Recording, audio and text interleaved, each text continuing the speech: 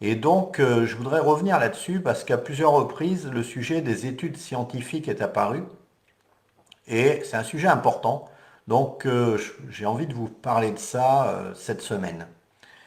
Alors voilà, c'est parti. Donc, en fait, quand je poste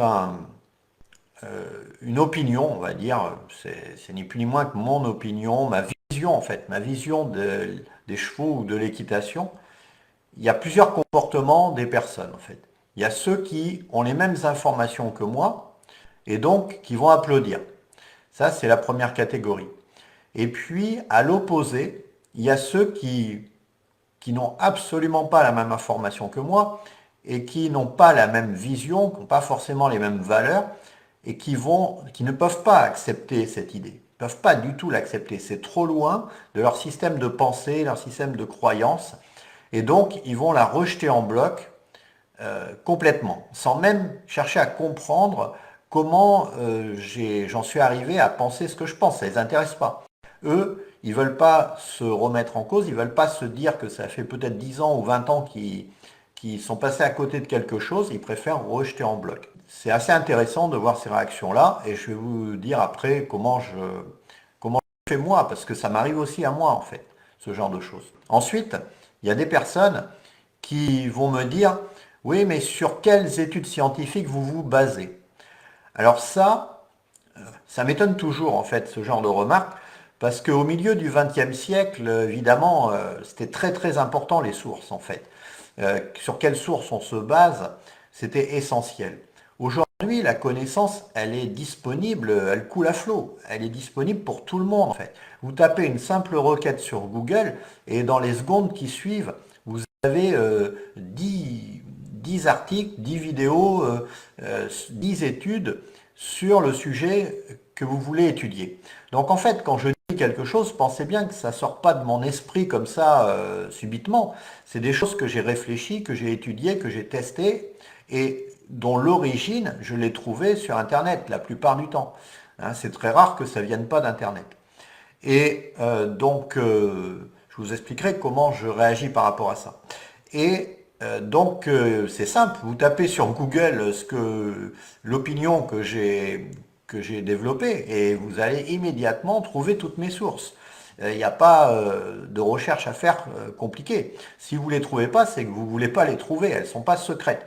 Toutes les thèses, par exemple, sont publiques sur des sites internet, on les trouve. Donc c'est pas compliqué d'avoir l'information. Le problème, c'est que la première phase de l'apprentissage, c'est la plus terrible. C'est la phase je ne sais pas que je ne sais pas. Et donc, quand on sait pas qu'on ne sait pas, on ne va pas faire de requête sur Google pour chercher quelque chose. Donc, quand quelqu'un émet une opinion qui vous paraît vraiment bizarre, qui vous paraît tordue, qui vous paraît contraire à vos croyances, à votre expérience et tout ça, eh bien, commencez par taper une requête sur Google pour voir ce que vous allez trouver. Par exemple, on pourrait prendre l'exemple des effets néfastes du mort sur le physique du cheval. Eh bien, vous tapez ça sur Google, vous allez trouver des dizaines d'études. À vous de vous faire votre opinion après. Est-ce que le mort est néfaste? Est-ce qu'il ne l'est pas? Dans quelles conditions il l'est? Mais vous allez trouver des dizaines d'études qui vont vous peser les pour et les contre de l'effet du mort dans la bouche du cheval. Donc aujourd'hui, au XXIe siècle, c'est vraiment plus un problème d'avoir l'information. Le problème, je vais revenir sur les études scientifiques. Parce que certaines personnes m'ont dit, oui, mais les études que vous utilisez, elles sont pas correctes. Voilà. Alors, en fait, le principe des études scientifiques, c'est que la, la, la plus récente contredit les précédentes. C'est toujours comme ça, en fait. C'est-à-dire qu'on fait à partir des informations que l'on a à un moment donné. C'est-à-dire que, par exemple, je vais prendre l'exemple du Saint-Suaire, eh bien, au carbone 14, il a été daté du XIIIe siècle, donc on a dit c'est un faux, et puis maintenant on revient dessus. Il y a des études qui montrent qu'il est beaucoup plus ancien. Donc en fait, d'étude en étude, on évolue et on progresse par essai-erreur. Ça marche pour la science comme pour tout le reste. Il n'y a pas de science. On peut, la science n'est pas une religion en fait. C'est essai-erreur. C'est-à-dire que les dernières études vont contredire les précédentes. Donc, que faire avec ça? Eh bien, moi, je vais vous dire comment je fais. Par rapport à ça, pour moi, le plus simple, c'est de se dire, et si c'était vrai? Quand une étude sort et qu'elle contredit ce que je pense, eh bien, je me dis, et si c'était vrai? Qu'est-ce que ça changerait dans mon équitation? Donc, je vais me mettre dans la position où c'est vrai. À une époque, il y avait un éthologue en France qui a sorti beaucoup de choses assez surprenantes, qui ont d'ailleurs été reprises dans l'équitation éthologique française, qui le sont toujours d'ailleurs, c'est assez étonnant. Et moi, ça m'a beaucoup choqué ce qu'il a dit sur plusieurs plans, sur l'ouïe, sur la vue, sur le cerveau. Mais j'ai été énormément choqué. Mais je me suis quand même dit, et si c'était vrai? Donc, j'ai essayé d'imaginer que ça soit vrai et qu'est-ce que ça pourrait avoir comme conséquence. Et très vite, j'ai compris que ça n'était pas vrai, parce que ça ne pouvait pas être vrai. Mais par contre, je vais prendre un exemple, tiens. Il disait, parce que je crois qu'il est décédé, il disait les chevaux n'ont pas de cortex préfrontal. Je ne sais pas d'où il sortait ça, en fait, c'était assez étonnant. Les chevaux n'ont pas de cortex préfrontal. Bon, ça veut dire qu'ils ne peuvent pas réfléchir. Et tout de suite, je me suis dit, et si c'était vrai?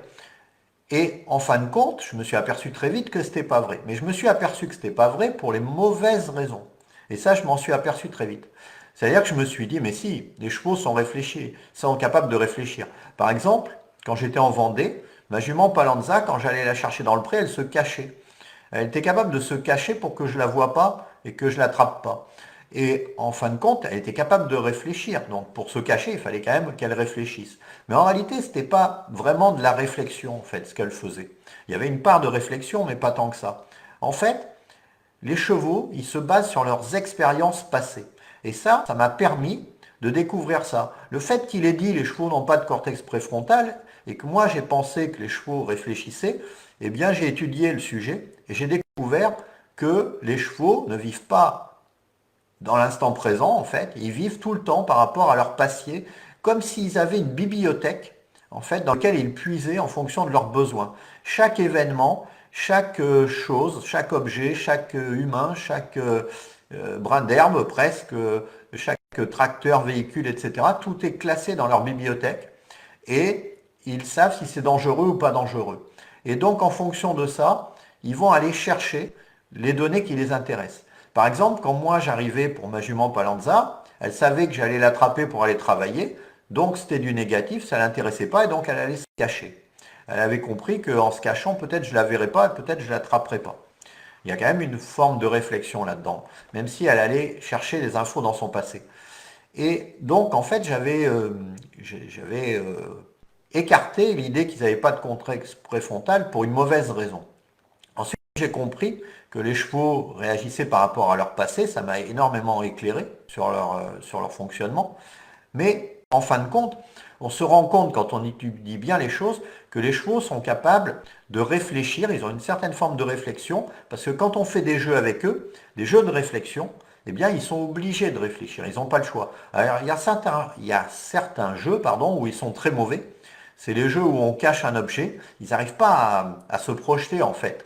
Donc, mais il y a des jeux où ils sont capables de réfléchir. Donc, ils ont un cortex préfrontal et ce cortex préfrontal, on pourrait le développer, ça devrait être notre rôle de le développer, de les rendre intelligents, de les rendre capables de réfléchir par eux-mêmes, et comme nous, on fait quand on va à l'école, en fait, ni plus ni moins. Donc les chevaux, on pourrait faire la même chose avec eux, et d'ailleurs, ça avait été fait dans le passé, au début du XXe siècle, avec plusieurs chevaux allemands, ça avait été fait, et ça a été très critiqué, et en fin de compte, y compris par ce fameux éthologue d'ailleurs, et en fin de compte, quand on étudie bien les textes, parce que moi j'ai fait traduire les livres de l'allemand, donc j'ai été très loin sur cette étude-là, et ce que les chevaux étaient capables de faire, il faut savoir que les chevaux ils étaient même capables de converser entre eux, en fait, avec cette espèce de morse qu'ils avaient appris pour parler. Ils étaient capables de se parler entre eux, d'avoir un dialogue à plusieurs. Donc c'est quand même très très fort et ça n'avait rien à voir avec le fait d'imiter les personnes qui posaient les questions, comme on a pu le dire, de façon simplifiée. Donc ça allait beaucoup plus loin. Donc voilà, c'est pour illustrer. Donc ce que je voulais vous dire en fait, c'est pas le problème de savoir si mes sources sont fiables ou pas. Ça n'a aucun intérêt. Le problème, c'est de se poser la question, et si c'était vrai? Et si c'était vrai que les chevaux, ils ont des ulcères. L'étude, on me dit qu'elle n'est pas fiable. Ok, elle est peut-être pas fiable, elle est peut-être trop ancienne, elle est peut-être ceci ou cela. Moi, dans mes yeux, je vois des chevaux avec ulcères. Beaucoup, énormément. Même des chevaux à l'herbe, même des chevaux au foin. Je vois des chevaux avec ulcères. Donc, ça demanderait à être étudié plus sérieusement, je suis d'accord. Mais il n'empêche que quand on a ça dans l'idée, on peut résoudre énormément de problèmes à partir de là. C'est parce que je savais ça que j'ai sauvé ma jument Tao. Parce que quand le vétérinaire est venu, il m'a dit elle est condamnée. Mais moi, je savais qu'elle avait le système digestif brûlé puisqu'elle sortait des courses. Et donc, j'ai refait son système digestif et la jument a guéri. Et donc, il n'y a pas de miracle. C'est parce que j'avais étudié le sujet de cette étude qui disait que les chevaux avaient des ulcères et avaient des problèmes de digestion que j'ai pu sauver ma jument Tao. Je me suis dit, et si c'était vrai? Peu importe que l'étude soit vraie ou pas vraie, moi, ma jument, je l'ai sauvée. Donc, je me suis servi de cette étude comme un levier, en fait. Et je sais que la prochaine étude contredira la précédente. Par exemple, j'ai parlé à une personne sur mon profil perso, qui me disait, c'est quoi le subconscient pour vous? Et je lui ai dit, pour faire très simplifié, bah, il y a le cerveau droit, le cerveau gauche. Et c'est vrai que c'est faux. Il y a une étude scientifique qui a prouvé que c'est faux. On n'a pas de cerveau droit et de cerveau gauche. Et ça ne marche pas comme ça. Mais dans un schéma explicatif, pédagogique, c'est quand même intéressant. Aujourd'hui, j'ai vu une vidéo d'un Américain qui lui expliquait le cerveau conscient en haut, le cerveau subconscient en bas et le corps en dessous. C'était bien aussi, c'est des schémas en fait explicatifs. Ça reste des schémas. Que cette étude soit vraie ou pas, qui dit que le cerveau droit et le cerveau gauche, ça n'existe pas, ça m'est égal en fait. Ça me sert pour la pédagogie. Et puis que le cerveau subconscient soit placé en haut, en bas, au milieu, où on ne sache pas où il est placé, en fait, ça m'est un peu égal. Mais j'attends la prochaine étude, parce que moi je sais qu'en hypnose, eh bien, la latéralité, elle existe. Par exemple, si je veux hypnotiser un cheval de l'œil droit, j'y arriverai pas. Je ne peux l'hypnotiser qu'avec son œil gauche et mon œil gauche. Je ne peux pas dans l'autre sens. J'ai fait des tas de tests. J'ai passé des dizaines et des dizaines d'heures à étudier ça. Je ne peux pas hypnotiser le cheval avec son œil droit et mon œil droit. Je peux que l'hypnotiser avec son œil gauche et mon œil gauche. Donc il y a bien une forme de latéralité. D'ailleurs, on aborde beaucoup plus les chevaux à gauche qu'à droite. Il y a peut-être une raison, pas simplement le fait qu'on avait une épée dans le temps pour monter à cheval. Et donc, voilà, ça demanderait à être étudié. Donc, il est possible qu'il y ait une étude scientifique qui vienne contredire l'étude précédente qui dit que on n'a pas de latéralité dans le cerveau. Voilà. Donc, tout ça, il faut jongler avec et il ne faut pas prendre les études scientifiques comme parole d'évangile, puisqu'elles sont supposées être remises en cause par l'étude suivante. Donc, c'est comme ça qu'on avance progressivement, on améliore nos connaissances au fur et à mesure du temps avec de nouvelles études. Malheureusement, sur les chevaux, il y a très peu d'études en fait, hein. Très très peu. Et notamment, quand j'ai dit en 2000, je ne sais plus quand c'était, en 2013, 2012, 2013, que les chevaux avaient mal au dos quand on les montait, je me suis fait incendier. Pourtant, je me basais sur deux études scientifiques, une en Russie et l'autre aux États-Unis, qui l'avaient démontré.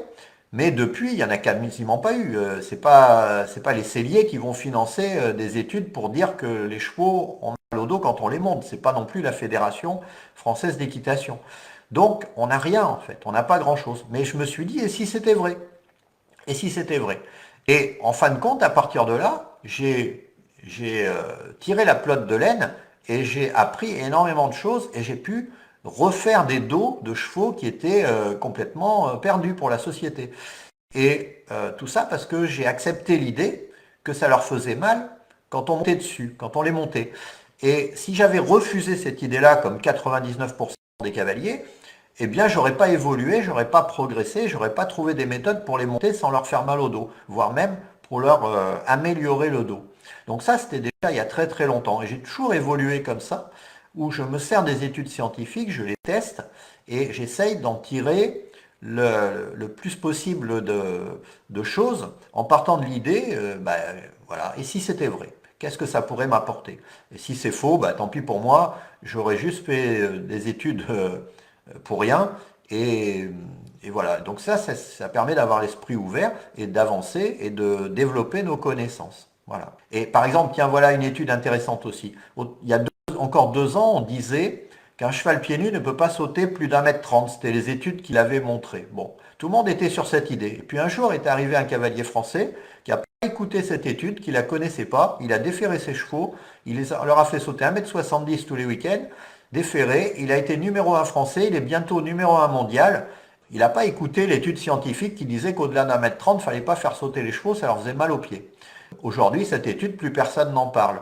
Donc, elle a été invalidée par la pratique, en fait, hein, puisque lui, il a déféré, et maintenant tout le monde défère, ça devient une mode, donc il y aura des excès. Voilà, donc c'était une illustration supplémentaire que je vous fais. C'est un truc qui me tétanisait, quoi, hein. Quand je sais que je vais sauter le lendemain, 24 heures avant, j'ai mal au ventre, je suis inquiète, je fais qu'y penser, quoi. Ouais. C'est idiot, mais bon, ça me paralysait. Donc, je trouve ça aussi dommage d'être limité par cette peur, Ouais. pas forcément justifiée. Donc là, ouais, tu m'as appris des techniques et j'ai réussi à sauter avec plus de confiance et sans peur. Ouais, dès la première tentative, en fait, en plus. Mm. Ouais, Ouais, ouais. Donc, tu vois, ça va s'améliorer avec le temps. ouais. J'avais peur de tomber parce que, voilà, enfin, bref, plein d'idées fausses. Voilà, donc ça m'a plu parce que c'était facile et tu m'as jamais mis la pression. Ça aussi, j'ai aimé, j'ai fait à mon rythme. En reprise, en club, on a eu un objectif dans la séance, il faut avoir fait tel mouvement ou tel saut. On a toujours un petit peu de pression, même si c'est bienveillant, il y a toujours quand même un petit peu de pression. Le regard des autres, si les autres y arrivent, il faut que j'y arrive aussi. Tu peux témoigner pour les gens que c'est pas parce que je vois pas ton cheval, c'est parce que je te vois pas monter, c'est pas parce que je suis pas avec toi que c'est pas possible de le faire, en fait. Ouais, tout Tu à as fait. réussi quand même à le faire toute seule, Mm, comme une grande, sans mhm, être accompagnée, juste avec mm, les conseils que je t'ai mm. donnés le mardi soir, plus C'est ça. les vidéos, Yo. et tu as réussi toute seule à te prendre en main et à pouvoir être autonome et ne Mm, pas avoir besoin de quelqu'un avec toi. Il y a beaucoup de gens qui sont incapables de faire ce que tu fais, qui ne peuvent pas sortir tout seuls mm. et qui ne peuvent sortir qu'avec quelqu'un, en fait. Ouais, Donc, toi, tu as réussi non seulement à sortir, mais en plus en autonomie. ouais, Donc, et en ouais, sécurité, parce que c'est très important. tout à fait. Oui, Car oui. je suis pas là avec toi, donc il faut absolument que tu sois tout le temps dans des conditions de sécurité optimales. Mm. Très important. Maintenant, voilà, je sais reconnaître les signes, je sais ce qu'il faut faire. Donc, je suis plus confiante. Donc, il y a Régine qui nous dit, je me reconnais dans son discours. Ah oui, Voilà. ça correspond à beaucoup de monde, oui, Et ouais. effectivement. Et Ouais. le cas typique des gens qui, qui, euh, qui croient que leur problème vient de la technique, Mm. alors qu'en fait, leur problème, il vient de la gestion de leur cheval et la gestion de leur mental. C'est Ouais. deux choses différentes, mais c'est ces deux paramètres-là qui sont négligés, en fait, la plupart du Mm. temps. Et en Mm. travaillant sur ces paramètres-là, eh bien, on n'a plus besoin de technique après. Mm. Ça remplace la technique. Mm. C'est l'objectif, en tout cas. Et la technique peut venir en supplément, mais c'est la cerise sur le gâteau. Ouais. Et donc, tu peux toujours venir le mardi dans les coachings collectifs. On a fait aussi des séances individuelles, donc ça apporte aussi. Merci beaucoup.